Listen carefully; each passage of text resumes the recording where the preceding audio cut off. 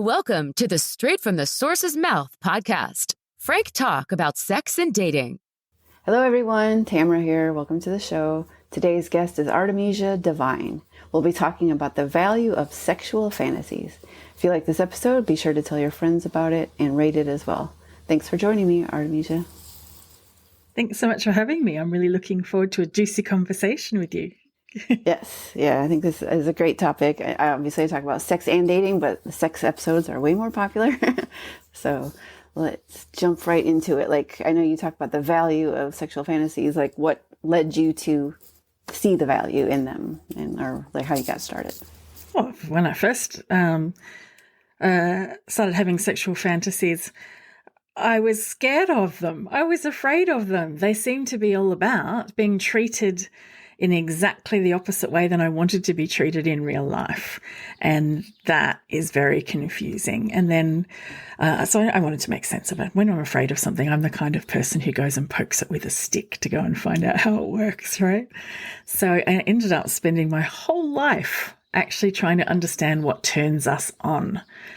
Going deep into the erotic psyche, that includes, how I applied my anthropology degree, exploring different ways of looking at sexuality. Became a somatic sexologist. I just read everything I could. Worked in a sex shop for women, and even invited my grandma along to the sex shop. But then the most valuable time and the deepest learning was actually when I spent 12 years being a full-time sex worker and a professional dominatrix, when I was literally paid to become somebody else's sexual fantasy for them. So I had to put my full attention on understanding what it is that they're trying to achieve out of this fantasy. What is this fantasy? Why do we have them? Like, they seem so bizarre. What are they for? And most therapy models at the moment, because, anything to do with the mind, we turn to therapists, don't we? We think therapists know the answer to sex, and they really don't. They have no education around it, very limited understanding around it. And the frameworks that are offered for therapists when they go and you learn at university are either reduce everything to your childhood unfinished business, trauma, or yes, we know sexual fantasies are not trauma. They're just perfectly healthy and normal, and everyone has them, but we don't have any idea what to do with them. We can't give you any advice on that. Just don't feel shame about them. That's it. Yeah. That's it. Now that you say that, people don't talk about this. And like people like will talk about in like truth or dare or something like that, like what's your fantasy, but no one knows like you're saying the ins and outs of it or why. So I'm very curious to hear what you found. Yeah. Well, when you meet a complete stranger who's just come through your door and you're expected to play with them sexually, I consented. It's fully consensual, adults here. Yeah. Right? But each person was completely different. And yet each one of them came in with a meaning-making script running in the back of their mind of what they thought sex was, what they thought was sexy, what was turned on, and they started interacting from that place as though that's what sex is. And that's actually, now that I look back on it, all my one-night stands and casual sex explorations, and even in my relationship sex was also operating on that same way, whereas whoever was leading the sex just operated from the meaning-making story that was happening for them, what was exciting them, and they were, trying to give a beautiful gift that, if you love beautiful touch, then you're likely to try and pleasure somebody else with beautiful touch. If you like dirty talk, you're likely to try and turn someone else on with dirty talk. But what I discovered very quickly is that nobody's meaning-making story was the same. Everybody's was unique to them. Everybody was different. And when you've, literally had sexual encounters with thousands of people and they're all different, you start to get curious about what's going on here. What does turn us on? How are we going to both mutually enjoy this time together when our meaning-making story, our turn-on, is inherently different? Right? How are we going to go about that? Yeah, I was going to ask, like, how does that work? And then also, how do you even know? I guess you just, is it talking about it or you're just experiencing it, I guess, and then because you've done it enough, you've discovered it, but how does like a couple figure that out? Or you can talk about what you found in general and then go to a couple, however you want to. Yeah, I think probably explaining what it is going to be important before you can start looking for it and how to share it with somebody else. But what I discovered, to cut a long story short, is that our sexual fantasies are brilliant at revealing how our own psyche works to each other. And what they are, they're stories made up by our own mind. And who knows us better than our own mind? Our mind knows us. They're symbolic stories made up to help us overcome our natural resistance and fear of vulnerability so that we can actually just let go into primal pleasure and connection, right? Yeah. So they have to include the fear of vulnerability in the fantasy and the way to resolve that fear in the fantasy. And as soon as I started recognizing that with my clients, I had the key to unraveling and creating a tailored experience for each one. And then I could also invite them in to connect with myself or their own lovers in a different way as well. But that's key. It's key. It's a story. It's not necessarily your trauma at all. It's our natural resistance to vulnerability. We all have it. But to have the best sex, you have to temporarily lose your sense of self. You have to dance like nobody's watching.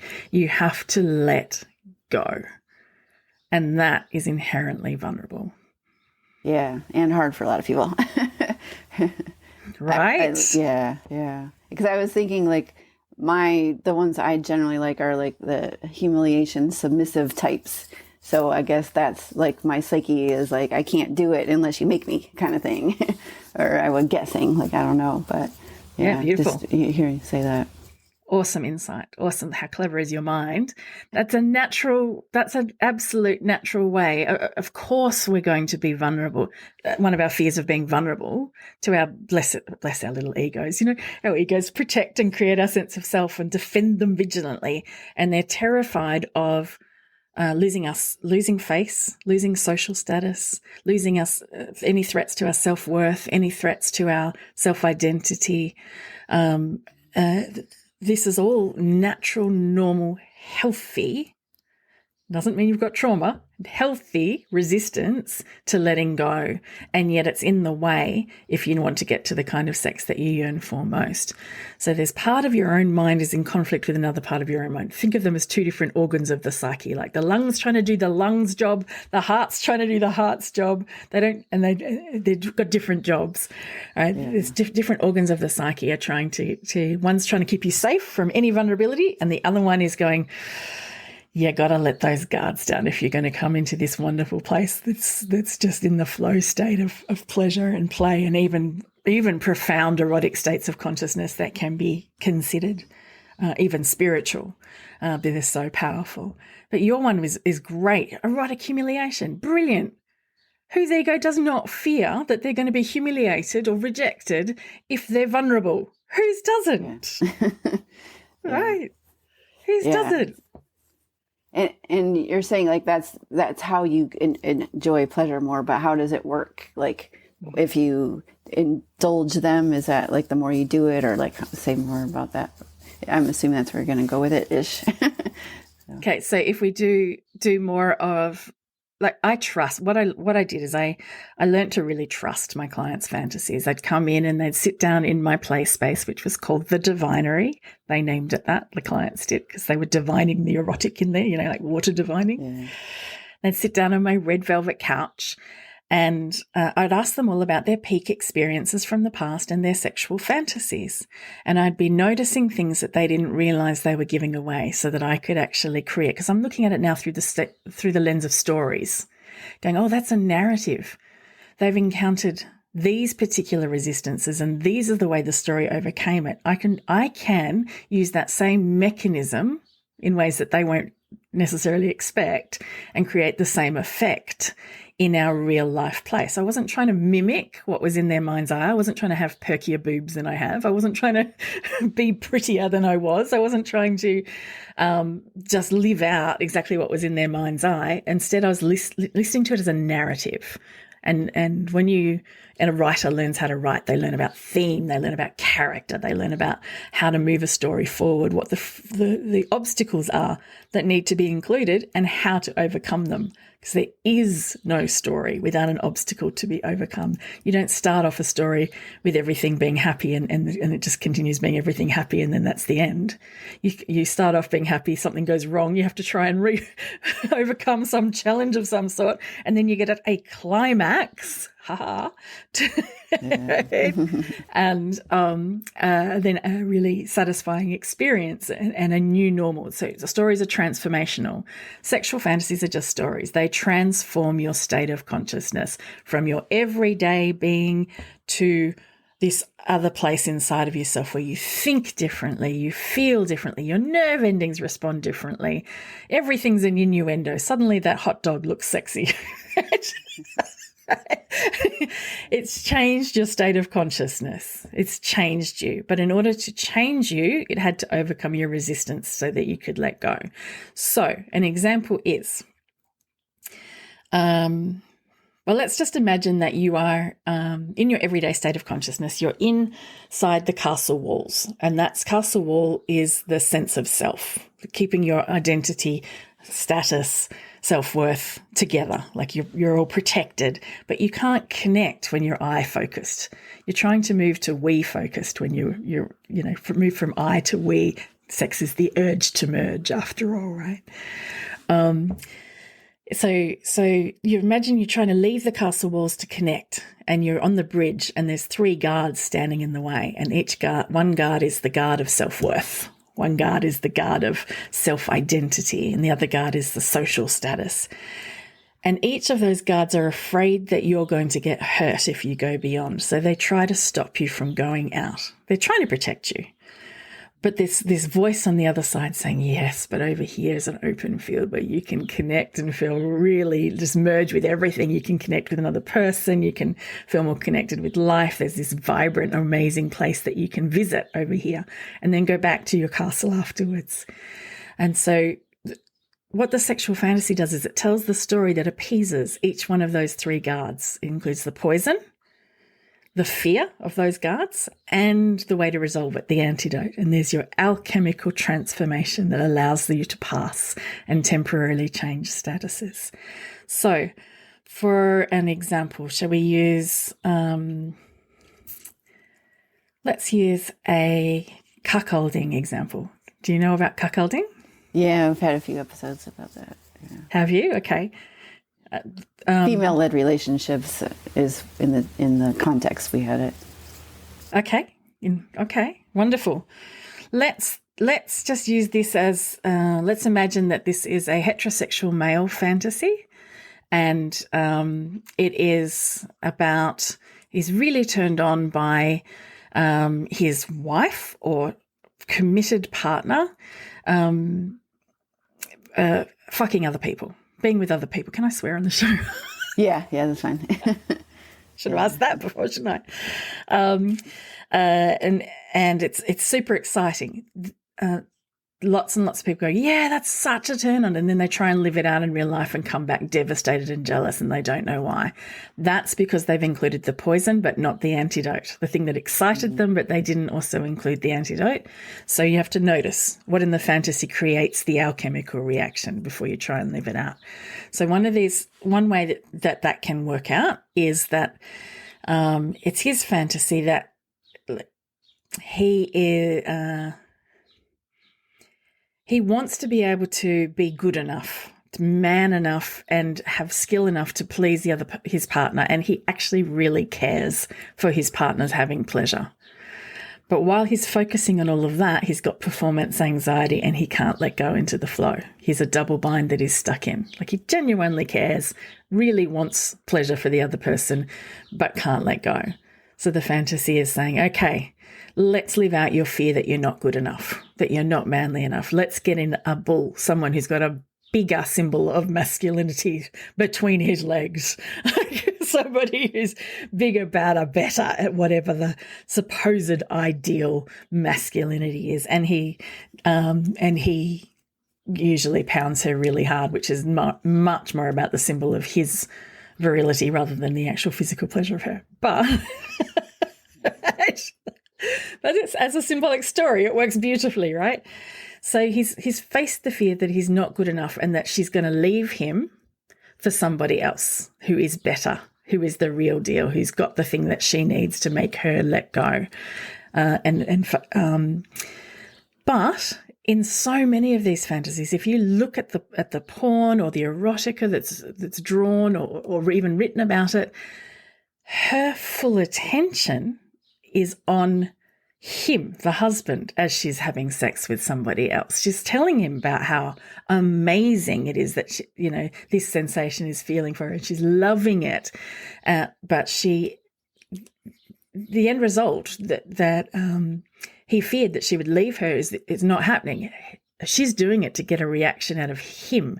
Her pleasure is coming from getting a reaction out of him. You could cut the knife for the tension between the eye contact between the husband and the wife as she's having sex with somebody else. So even though he's living out his ego's worst fear that he's not man enough, that his self-worth is not enough, that he's not, enough, and he's not able to pleasure her, actually her needs are completely 100% met, and their connection is deepened. Their connection is solid. She's doing it like you look at the pictures of the bull, he's an interchangeable object. His face often isn't even in it. He's like not a real person. The connection, the relationship is deeper. So the end result is the exact opposite to what his ego feared. And now he can let go into pleasure. He can surrender into pleasure, and he doesn't have to worry about meeting her needs because they've already been met. Now he can give himself permission to just let go into the flow of pleasure. And are most of the fantasies like actually doing them, or are they sometimes the thoughts of it, or is it can be one or the other or both, or like what are you referring to mostly in fantasies? Is the living them out actually, or like the idea of stuff, or they go ahead. I'll stop talking. So the most powerful things, as we know with any somatic theory, is to bring them out of your head and into your body, into play. Right. Does not necessarily mean literally living it out. It just means you can get very hot and just lying there masturbating, thinking about a story. But what happens is if you bring the core underlying symbols to life in that story through play, then you drop into a deeper state of erotic pleasure again. So I might bring that to life without even having another person there, but I might use verbal talk of somebody else being bigger, or use a bigger dildo, or start playing with the theme there, making sure that I include both the poison, because you can't transform poison unless it's included, and the antidote to get the other result. And the end result is actually deeper intimacy, deeper connection, deeper shared moment. And I would often get the response from clients going, whoa, I didn't realize I could feel this way. This feels like I'm on drugs, but not, because I'm not. What is this feeling I have now? Because when you really actually engage all three of those guards and appease all three of those guards, you start dropping into deeper states of consciousness than you've ever been in before. And that's a really, really powerful thing to know. Yeah. I've heard people talking about these types of states. I'm not sure I've been vulnerable enough to get there myself, but it sounds amazing. And yeah. So what's a common, I don't know where you want to go, or if you had somewhere you were going to go next. Well, you really do. What you've just said there, it's really true. You need safety and risk in order to access these places. Or too much safety and there's no excitement. Too much risk and you're just shut down. You can't go there. It needs to be this art form of being able to find the right level of risk and safety. But one of the most radical and most powerful and useful for your audience things to think about in this particular theory is suddenly we're free to realize that we're all turned on by different things, and that's no longer a threat. Suddenly we realize, of course, my partner is not going to have the same turn-ons as me. They have to have the turn-ons that answer their particular ego fears and overcome them, not my ego fears and how to overcome them. Oh, that doesn't mean that we're not matched. We are matched. We have to actually take the time to discover each other and understand each other's turn-ons so that we can take turns playing with them on purpose, bringing them out of our heads. And we're not just going to play with one person's theme for the rest of our relationship. We're going to take turns playing with both deliberately and understanding what are your poisons? What are your antidotes? How can we help you get the right level of risk and safety to be able to access these the fuller potential of where we can go together, what we can share. And suddenly it's nowhere near as threatening when someone has a sexual fantasy of some celebrity that is so much more beautiful than me. That beauty is a symbol of something that I can actually access. And I proved that as a sex worker over and over again. I'm people who can't actually physically see me. I am girl next door. I'm ordinary. I have my own attractiveness, but I'm not anywhere near Barbie doll beautiful, right? Yeah. Right. And I worked as an older sex worker too, by the way. So, by the way, there's a big market in that. So if you think that you're getting too old to be hot, you are so wrong. You are so wrong. There is a middle-aged and up women are hot as hell because we just are. But anyway. Yeah.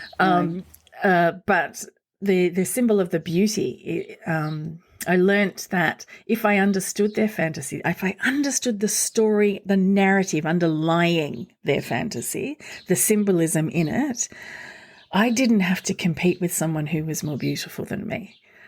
I could meet the need, the actual genuine need behind the story symbolism that they weren't even conscious of, and they would be deeply satisfied. They'd enter states they'd never even experienced before with the most beautiful person. And I get those comments over and over again of like, some people are they have no tact. They actually said to my face, you wouldn't have been my first choice. If I was just going to go by looks alone, I would have booked another sex worker. But actually, I'm a loyal client now because I have never felt this in my life before. What is this? I heard you had skills, so I took a risk and I came along, and you're doing something so much more than just getting me off. Like, what is this? And what I was doing was trusting their erotic psyche, trusting their turn-ons, even though they seemed on the surface to be about things we don't want. We don't want to be real life humiliated, do we? That's horrible. We don't want to lose our status. We don't want to lose our specialness at all. But these stories solve those fears. What are some examples of like the poison and the fears that like are more common or that you've worked with, if that's a question that makes sense in this?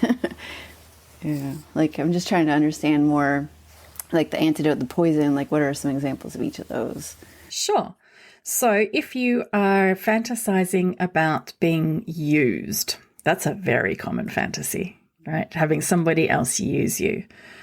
What problem could you have solved to be used? Like, how is that going to help you get past your fear of vulnerability and to let go? Well, for a start, if you're used, you're 100% sure that they want to be there because they're 100% somebody who's using you is selfish. They're taking from you for their own pleasure, aren't they? They're getting their needs met. So then you're 100% sure, this is your subconscious dream-like logic part of your brain that's primal, is, well, you want me then. I am worthy, self-worth, self-identity, haha, and now I can let go into the flow of being of. And another part of that self-identity guard right there with that being used one is my identity is I'm a considerate person. I'm a kind person. I care about whether the other person is having fun during sex or not. I really do care about them. So if they are, but I can't focus on my sexual fantasy, my erotic narrative, and get me where I need to go if my attention's on supporting them in theirs and their particular story. So I'm in this double bind. Who do I focus on? The fantasy of being used magically means, because in the fantasy when I'm used, they just magically want to touch me exactly the way I want to be touched. They do all of the things I just magically want them to do. But suddenly they're doing it for their pleasure. So I no longer have to caretake them. I can just let go into the flow and surrender into the experience. And pure experiencing is magic. It's magic. Yeah. Does that make sense to you? Yeah, I think, I get it more like they want you. So you're like, just release and like, okay, like there's nothing to do here. And like you said, in your mind, all the stuff they want to do to you is everything you would like anyways. So great. It works out. Yeah. The goal of every sexual fantasy is to convince you that the other person just magically wants exactly what you want them to want. Very convenient. And to convince you that you are wanted, you are desirable, and to convince you that it's safe to let go. Just to surrender and let go into the flow. So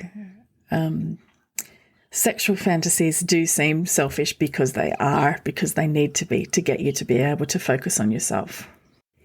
On the example you gave with that client, like I know you said you understood his story, but like, can you say more about how you understood his story or how you applied his story, like to make it work so well for him? Or maybe another example. So instead of thinking about it in terms of this is something in my childhood attachment theory that I have to go and fix in order to then be able to be worthy of a real relationship, a real mature relationship, I don't do that with sex. I don't try and bring the rules of the outside world into our internal dream logic. That's an inappropriate use of them, and it ends up shaming our sexual fantasies. Instead, I look at them as a story. I look at them as simply a narrative that has moved us from one state of consciousness to another. That cuckolding story is a story. It's a story. He starts off with complete connection and bonding with the partner. Safety container is established right there, she now needs to get her needs met by somebody else because he feels as though he's not good enough. So he's facing that fear straight away. So he created a story around that fear being true, but in a way that made it safe. It brought in the risk and it brought in the safety, and then it overcame that particular problem so that he could then have the end result, which is the exact opposite to what he feared it would be. The fear is that she will leave him because he's not good enough and that he will never be able to satisfy her. The end result is she's deeply satisfied and deeply connected to him as a result of the story. It's changed everything. And so it's always a transformational story. But when I'm also as a writer, you look at how things work. You look at where's the midpoint, where's the climax, how do you build tension, how do you what's the theme, what's the right character to take on, what's the right body language. So if I'm listening to my client's fantasy while they're sitting on my red velvet couch, and they tell me, "Oh, mistress, I'm really excited by." Somebody cross-dressing me, calling me a sissy slut and using a strap-on with me. And then I don't just project onto that my story of what that is. I listen to what their story, what's the narrative. I start teasing out the questions. Okay, great. When she's standing there with the strap-on, what is her body language? What is her attitude towards you? What is her power dynamic between you that's happening right there? What is the character? What's the tension that's being built right there? And they don't know how to answer that question.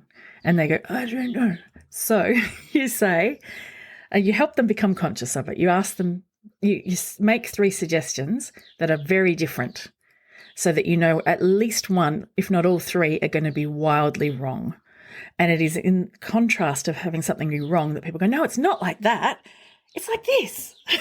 So you go, so you say, okay, is she standing there really nurturing, like she's going to, coax you through this vulnerable moment? She's being quite like a gentle nurse, getting you to open up to something that's good for you, for your own good?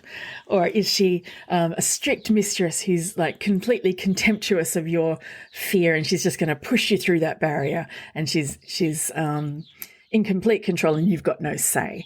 Or is she somebody who's more like the schoolgirl bully who's having a great time turning you into a sissy and teasing you about how excited you're getting an erection from being made into a girly thing and bringing in humiliation or shame or embarrassment into it?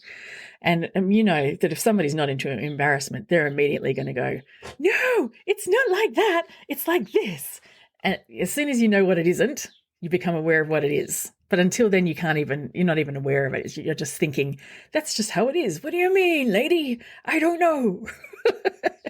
Yeah. That's a trick you can use and take away immediately when you start asking about each other's fantasies. What's the body language? What's the attitude? What's the dynamic? And then, even though they've told me that, and I don't try and become their fantasies for them, and I tell them that I'm not going to try and become your fantasy for you. I'm going to be a playmate here, getting a reaction out of you that I want to get out of you. And I would then take this play and use these things that they've told me as tools to get the response I want at the time I want from them. And that meant that this became a genuine, it's not me acting, it's me engaging, going into the flow state of genuine joy of play and getting a genuine power exchange between us and a genuine tension of eroticism between us and bringing it all to life. Does that help a little bit? Yeah, is it more like role playing kind of? I mean, you're saying you're not acting, but it's more engaging. But because I've never been one to do all this, oh, I'm a nurse and you're blah, blah, blah. I've never, ever done those. So this is all foreign to me. So, yeah, that's why I'm probably like a little more like asking questions like, huh? Like, how are you asking good. questions? That's great. Because if you're asking them, other people will be asking them too. So that's brilliant. Yeah. Yeah, we don't have to literally be a nurse, but I might drop into the body language and then the tone of voice and the attitude that a nurse would take at just the right moment and watch their eyes roll back in their head. Yeah. And I guess since I've, never had anyone, I'm at a loss. But no, I can see. So if your partner really is into this and you're not, like, let's go there, since I'm someone that's very clueless about this, how would you get started? Like, if you're a couple, or do you just work with couples and you want to talk more about that? However, whichever one would make sense next. Sure. I actually don't do couples. I'm not very rarely. My expertise is I have become the person who teaches the sexperts, some of the world's leading sexperts, how to understand what sexual fantasies are and how to engage them and how to create tailored experiences based on each person's unique erotic wiring. So my clients are advanced sexual, they want to learn the erotic arts. They are, lots of therapists are coming to see me and learn about it because for their own self-discovery, because they can go deeper into play that way, but also because they recognize that they can also help their clients a lot deeper if they have this understanding of what's going on. I teach sex workers and elite professional dominatrices, and some people who are advanced enough that they want to come and learn the erotic arts deeply with me. They want to, they're not it's not so much the beginners. There's other people, I teach other people who can then teach you the beginners, like what to do. But what I am doing is I'm writing out my entire theory and process, the divinery method, in a book that's coming out this year called The Spirituality of Smut.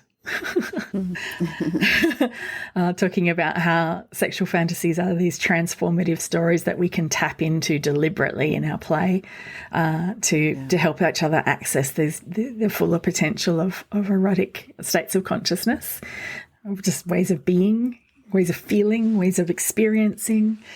And I also, if it's okay with you, I'd love to also offer your clients a free lesson so they can have a sneak peek and see what the advanced people learn in the erotic arts. And there's just a free audio, a little course that you can do, which I've packed with as much value as possible. And you can check that out on mydesirestory.com. And you can also just go to my website, which is my name.com, artemisiadevine.com, and get access to it there. But that's, just a freebie because, everyone's curious about what the elite erotic practitioners are doing, right? Yeah. So I went to a sex show once where there was like the red room and different stuff. So, I mean, I didn't even go in, but... But yeah, so I know I'm familiar-ish with this stuff. But yeah, if you want to spell, for the people, if they're only listening, just spell like your website too and your name just to make sure they get to the stuff. And then... yes, Artemisia. Artemisia is ARTEM for Mary, IS for snake, IA, Devine, DEVINE.com. But you can just go to mydesirestory.com and access the free lesson there. So just My Desire Story. It's nice and easy to remember. Yeah, for sure. Yeah, I just wanted to make sure because, I know I spelled it right in the description, but just in case they're only listening. Yeah. But yeah. So that's awesome that you teach the people that teach others. And I'm guessing, do they have lots of clients? Is it becoming like a more popular thing, like you're exploding now, or always has, or it's like what's going on with the industry? Yeah, people are seeking out practitioners and therapists who are trained in the divinery method so that they can explore themselves a lot deeper. If you have an interest in self-discovery and you want to use the erotic as a lens to do that, then certainly you can come and see me as well. Like you don't have to be, an elite person but I do have just limited spots that are available, and they tend to get grabbed by the people who are more advanced. But yeah, it's such a thrilling thing to be part of people's erotic awakening when they finally make friends with these turn-ons they've been ambivalent about and confused about their whole lives and even ashamed about. It's so absolutely wonderful to help them realize that they are really clever parts of their own mind that's been on their side the whole time. It's been overcoming whatever obstacle you've got in the way. Even if you've got trauma in the way, your sexual fantasies will alchemize your trauma. That's how powerful this mechanism is inside of you. But I'm not a therapist, so don't come to me for trauma stuff. But that's just so that you understand, if you have sexual fantasies about things that you're ashamed of in the past, that you did non-consensually happen to you and did harm you, and now that you're confused about why they turn you on, it's because there's a part of you that's on your side and will not, under any circumstances, let you miss out on the power and beauty of your own eroticism. If there's a barrier in the way, it will include the poison and it will flip it on its head and include an antidote and help you access this part of yourself. There is a part of you that is fighting for your right to be a sexual being, and it's so wise. It's so wise. Yeah. I always ask at the end, is there any final comments? That sounds like a good final comment, unless there was more to it. But yeah, I'm sure there's plenty of people out there that are like ashamed, like you said, of what turns them on. And I think it's, there's something wrong with that. So I think that's Very helpful to hear. So powerful to hear that. Such a powerful thing. And if you want to keep hearing my tips, get on my mailing list, which you can just by getting that freebie. You'll get on my mailing list, or go to my website and join in, because I write a regular newsletter that shares very generously about how the erotic psyche works, and you can learn what the sexperts are learning. And find out any opportunities that are coming up. And you get on the red carpet VIP list to find out about when the spirituality of smut's coming out as well, so that you can get your hands on that book. Yeah, that sounds great. Yeah, awesome. And congratulations for having you come out soon. Thank you. Thank you so much for having me. Yeah, thanks. If you love this episode, be sure to tell your friends about it. And yeah, don't feel ashamed.